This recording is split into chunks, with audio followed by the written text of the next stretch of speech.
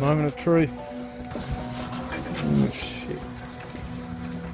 This doesn't look good, does it? I opened it up and just damage everywhere. We walked around, saw the kitchens. So what are we missing here? The kitchen sink, tables. Kitchen sink, the lower cabinets, all the plumbing, Yeah. part of the ceiling. This is the heartbreak of another Detroit property sold by Perth property spruiker Keith Hanna. We just want to talk to you about your properties in the US. Keith Hanna sold this house to Chris, a 21-year-old from WA, lured by the promise of a good rental return. He said that these properties were in good locations, great areas. They required little to no repairs on them, and unfortunately that wasn't true. Chris has just returned from Detroit, a trip to inspect for himself the two properties he bought. These are the pictures Keith showed Chris when he purchased. The reality was very different to the sales pitch.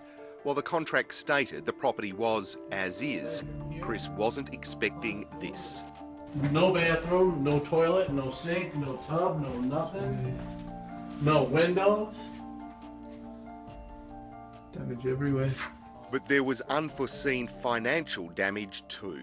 Thousands in unpaid taxes.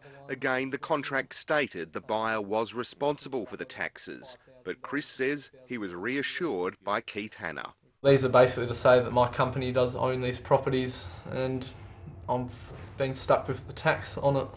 So How much was that? $5,000 for one, $2,000 for the other. And you asked about that? Yeah, I asked him clearly on numerous times if I owed taxes on these properties and he said no. Initially I was told there were no debts on it. Unfortunately that wasn't the case. After having my accountant show me some sites and putting me onto leads that I could find out exactly what was owing on the property.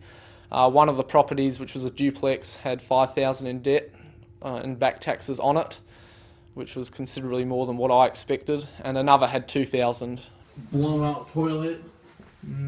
All the plumbing's gone again. No plumbing, no tub, no sink.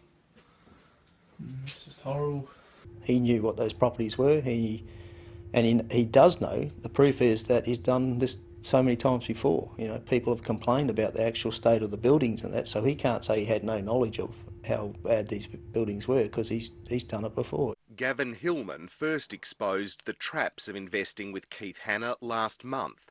Since the Today Tonight story went to air, many other disgruntled investors have come forward, with losses totalling hundreds of thousands of dollars. Some people have